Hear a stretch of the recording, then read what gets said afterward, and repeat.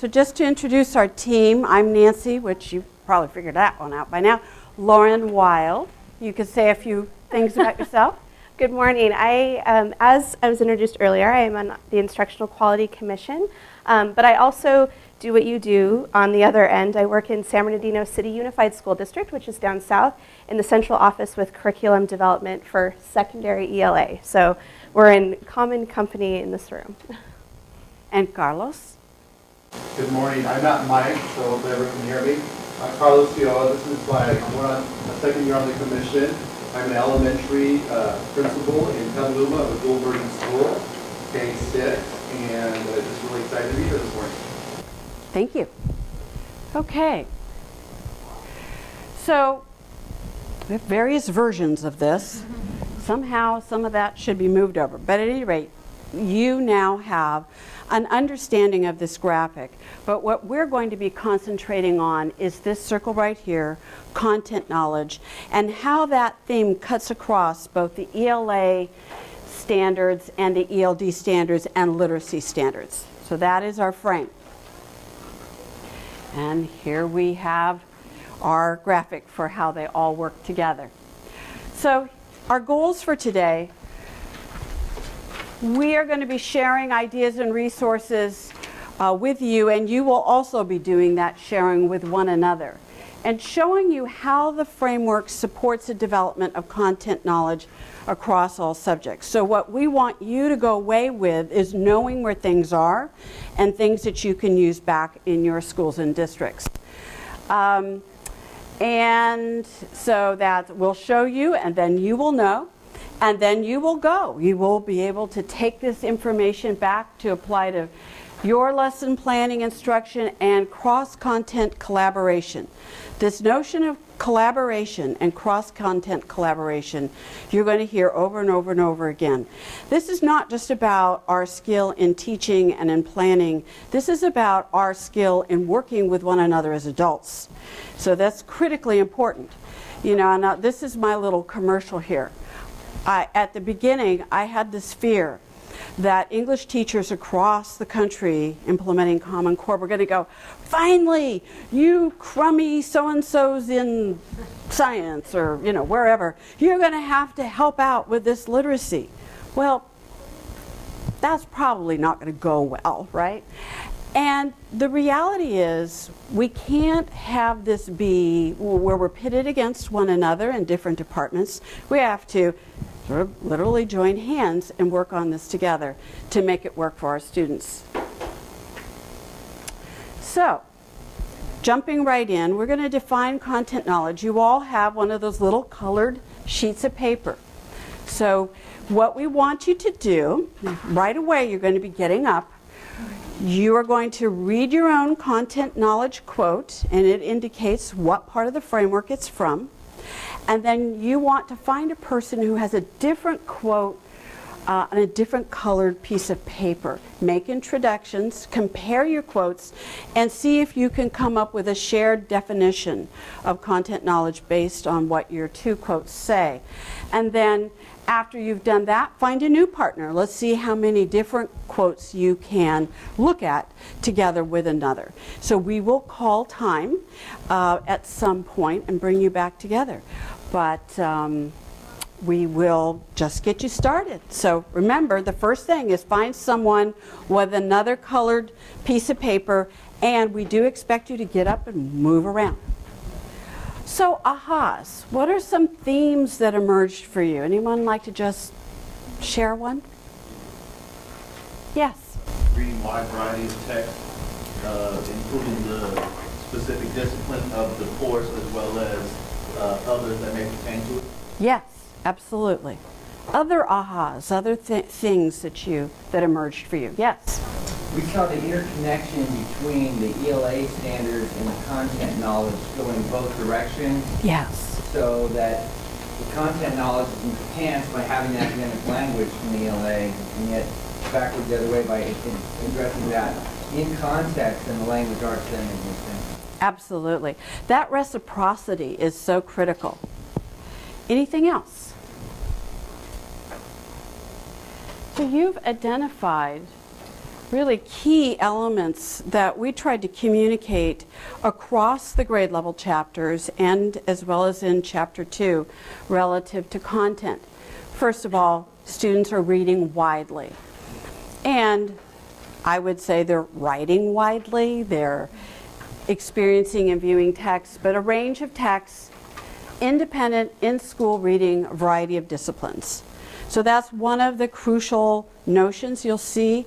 Of course, if we were talking about lower grades, we'd be talking about a lot of read-alouds, but here we're really talking about students doing a lot of reading on their own. That building content knowledge is a collaborative effort across disciplines. And I think most of us would jump to the idea that this is mainly an adult issue. You know, these are teachers working together, but I think it's also students working together across disciplines and in doing projects that involve more than one discipline. And being made aware of how things connect. But collaborative learning is a hallmark of much of what we do. Not that they won't do independent work, they will do that as well. Key here is that content includes literature. You know, early on in the Common Core, it was like, oh, literature's been banned, everything's informational text, I'm not allowed to ever have my kids read a novel again. That's not true. And in fact, in the framework, we talk about how by grade 12, 70% of the texts will be informational. But that's across all subjects, right? So, yes, there will be informational text within ELA. That's important, but literature is vitally important. And research across all areas. And, of course, that content knowledge growing from students' knowledge of language, ability to use vocabulary, grammatical structures, and discourse patterns to accomplish disciplinary goals. So if I were to explain this from a rhetorical perspective, I would say, what is our purpose? What is it we're trying to accomplish? How are we using language for that purpose in this particular content area? So these are the major themes that you will see addressed and in fact, these are the sections that you see in both. Chapter 6 is grades 6 through 8, Chapter 7 is grade 9 through 12, and there are sections under disciplinary literacy, which you'll get a chance to think about a little bit more later on in this session. Engaging with literature and informational text in all content areas, engaging in research, and planning for wide reading. So those are the 4 key elements. It's not the only thing, of course, but those are the ones that we call out in various sections within the content knowledge theme across the grade level chapters. So with that little introduction, I'm going to hand this over to Lauren. Great. And when we were thinking about this session and what it could look like, our task was really to get you into the framework as deeply as possible so that you can really take it back. And our kind of, know, go, share, show acronym that we tried to make it sound really interesting is so that you'll be engaging in some of the things that we're talking about and that we're modeling the framework. We're not just here, presenting and being the sage on the stage and giving you information, but that you're actually interacting with this information. So keeping that in mind, we're going to be doing kind of an expert group situation that will turn into a carousel where you will be able to deeply get into the framework and also collaborate with one another and be able to share your expertise and apply this to bring it to light. How are you using, focusing on content area and these 4 areas that Nancy just went over? How is this being illuminated at your sites and in your districts, and what are the areas where you say, this is where we're going to maybe dig in next? So with that, you have on your quote, if you look at the top, there is a number followed by a letter. So it might say 1A or 2B, etc. This is going to be really important in just a second for how we're going to group you. So knowing those directions, you'll want to follow along with me. All of you are going to be assigned to one of the 4 corners. So 1s are going to be over here, that's understanding disciplinary literacy. 2s, 3s, and then 4s in the front. Okay, so at least hopefully you mentally figured out which corner you're going to. Now, we're going to be dividing you further in those groups by having you one group focus on middle school for that focus area and one group focus on high school. This is the point if you are a middle school person in just a second and you had a B, because Bs are going to be high school, As are going to be middle school. If you wanted to quickly talk to people around you and swap that out, that's fine. When we divided the groups, we just kind of want to make sure there's a balance, but we also want to make sure that you're getting to really get into the framework in the area that matters to you. So we want to make sure that you have that option in just a second. So what we're going to do is we're going to divide into these 4 groups, and if you're visual, you can kind of see where you're going.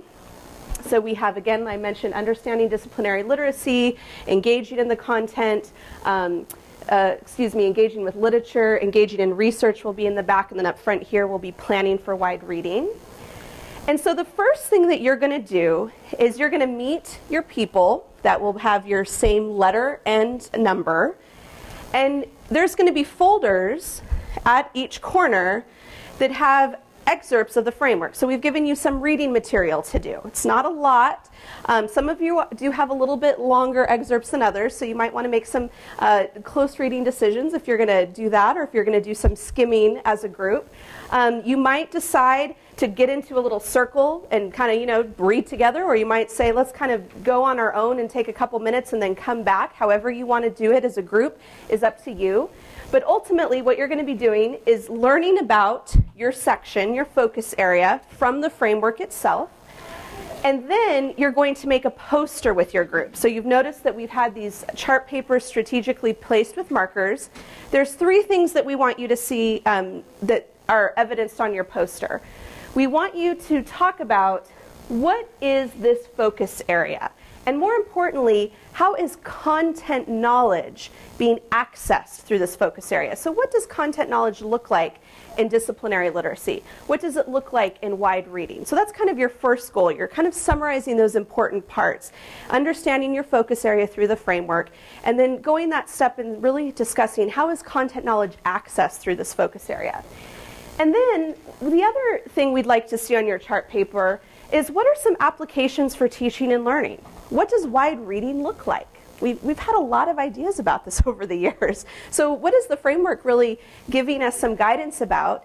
And then the other thing we want you to do is this is where we want you to come to the table and share with us what are resources, what are ideas, what are ways that you are accessing content knowledge through these focus areas in your own district. In our last session in San Diego, we had people share websites and resources and say, oh, this is a wonderful place where kids can go and research and post their presentations online. This is where we want you to join in the conversation. And you'll also see that there are some resources suggested in the framework as well, so you can pull those out. After you create these posters, okay, kind of hitting on those 3 things, and we'll keep this slide up while you're working so that you kind of can reference it. After that, you're going to choose one person to stay with your poster and be a spokesperson, and then we're going to do a rotation. Now, you're only going to rotate through your grade level area, so you'll see if you're a middle school person, you'll just go to the middle school posters. If you're a high school person, you'll go see the high school posters. And so through that rotation, you're going to get a deep understanding of each one of those focus areas, and then we're going to come back and kind of reflect on how this ties together. So by the end of the session, you'll deeply engage in one, but then you'll have an opportunity to really hear what your colleagues have learned throughout the framework as well. And by the time you'll leave, you'll have some really great ideas. And last time we did this, people were taking pictures of their posters and networking, and that's exactly what we want to have happen. We want you to have something tangible that you can take and put into action. So time-wise, we're going to say that we're going to give you approximately 10 to 15 minutes to get into your group, to read your excerpt, and to put together your poster. We would like to start rotations a little, if we can, before 11 o'clock, so we can have some time afterwards to debrief. But we'll be checking in with you. So kind of shoot for that 10 to 15 minute mark. We don't want to rush you as you're doing your learning, but we do want to make sure that we're managing our time. And then after we kind of check in. I will do my hand signal because I know this is a social group. So look for my hand, and then when we raise our hands, then I'll give you instructions about how we're going to rotate through. Okay? And like I said right now, as we're rotating and going to our groups, if you do want to switch with someone so that you can get a middle school or a high school assignment, then that's fine. So we'll go ahead and move to our groups, and we'll begin. And again, we apologize for interrupting your wonderful collaboration and discussion. Every time we've done this, we realize that we could spend a whole day just doing this and reading the framework and getting into it, but we want to make sure that we honor the time for the session and also have an opportunity for you to share your expertise that you've gained in the few minutes we just had with others. So what we're going to do is we've asked everybody to have a spokesperson that's going to present. The way the presentations will work is you'll get about a minute to a minute and a half to share your information. Yes, we know that you have a lot of information, but kind of be succinct. If there's time, you can just take a couple of questions, and then we'll rotate. So we're going to look to rotate every 3 minutes. Okay, so those of you presenting, kind of keep it in your mind, and we're going to try to keep it moving. You're only going to rotate to your grade level area. So you'll notice in the four corners there's always a middle school poster and a high school poster. If you're a middle school person, you'll only go to the middle school poster. So you're not rotating through 8 cycles, or 6 cycles. You're just doing your 3. Okay, so you'll hit each of those 4 focus areas. So go ahead and take about 30 seconds. Make sure you have someone in your group who's staying behind, who knows how to share your information. You might either be volunteered or voluntold. Okay, so groups, say goodbye to your teammates. The experts stay behind and go ahead and rotate. We'll rotate around the room this way. As we come together, now that you're maybe coming back with some of your school partners or district partners that you might have been separated from, we want you to just take 1 to 2 minutes to pick just one of these reflection questions. And you certainly just experienced a lot of information. You learned a lot of new things. You're probably, your brain is probably generating some ideas for how you might want to take this back and share. But pick out one of these questions. Maybe there was some strategies that you really liked or some resources. Maybe you had an aha when it came to one of these focus areas related to content knowledge. Just with your partner, decompress a little bit. What is one thing that you want to take back or reflect on, or maybe a new learning based on diving into the framework with the exercise that we did? Okay, so just take a couple of minutes to unpack that. Okay, we're going to ask you to come back together. And we do have to thank you. You may have noticed we were a little sneaky. You didn't know when you were coming to this session that you were going to actually be the presenters. But hopefully you took through this the spirit of the Common Core and the framework and how we're really transforming education by making everybody active participants and learners. And it was amazing as me and my colleagues were walking around the groups, hearing things that you guys analyzed that we never could have even thought of to present, and the graphics and the visuals and how you're making sense of the framework. We want this to be a living document. We want it to be something that you're able to dip into, and we know that it might seem a little overwhelming because of the size, but hopefully you've realized by kind of being able to pull out some of these focus areas, there's a lot in there to help guide some of that rich discussion.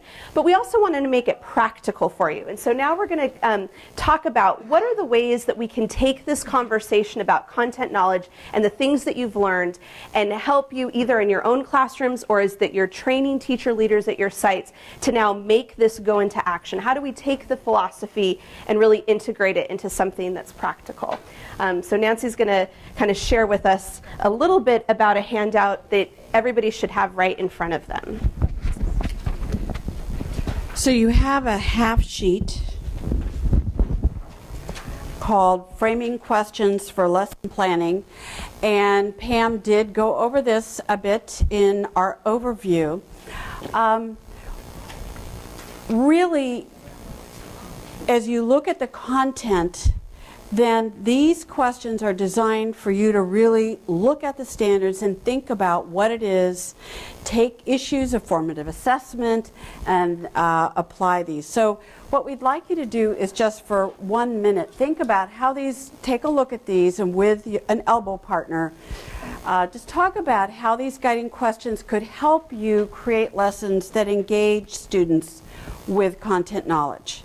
So that, I know that wasn't enough time to deeply analyze these questions. However, are there any initial reactions or ahas about these? Yes.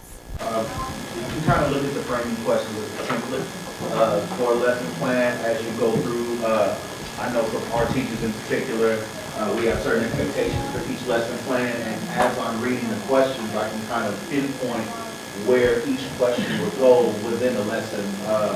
So this is just another way of looking at it as a template. Right, right. Anything else? Well, I'd like ask maybe a follow-up question to what language might be used for students, or present challenges in terms of thinking about like what's the cultural load of the language, what's the linguistic load of the language, what's the content.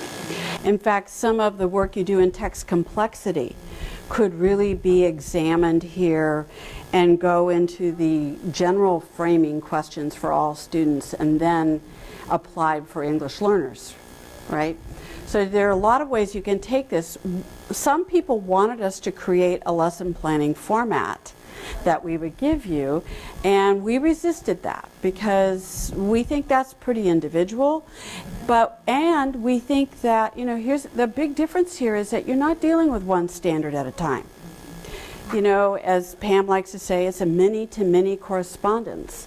And so how do you, and cognitively that's more difficult for teachers. So that's why we came up with these framing questions. The other little piece here for me is that this is not only going to require a lot of thinking and planning for individual units, it's going to require a lot of thinking and planning across the entire year, semester, quarter, all disciplines. Where are these research projects going to take place? Where are the writing projects going to take place? Where do the opportunities to present, et cetera, et cetera, et cetera. Critical that we work collaboratively with our colleagues to make this happen. So you can think of these questions kind of at the micro level, and then you can think of them at the macro level in terms of your department and your entire school and district. So that's just a couple things to pique your thinking, and I would like to turn this over to Carlos. Okay. Can everyone hear me? I think I'm mic now. So raise your hand if you like to use your smartphone to take pictures. Okay, raise your hand if you have no memory on your smartphone because you've taken so many pictures.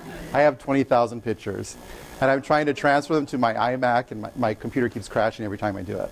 So I'm waiting to upgrade it in a week, right? More memory. So I'm going to talk about snapshots.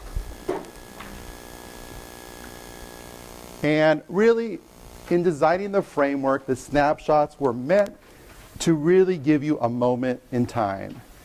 A snapshot in your room may look different than my classroom. And so just know that. So you may read the snapshot, it's like, no, this is not how I would do it. It's not meant to be how you would do it or how another person would do it. It's just to give you a picture. Just like when I take a picture may be different from the way you take a picture, the way you see it. We may both be looking at the Golden Gate Bridge, but my shot is going to look a little bit different than your shot. So just know that the snapshot is meant to really give that moment in time. We also have the vignettes that paint a broader picture. Okay.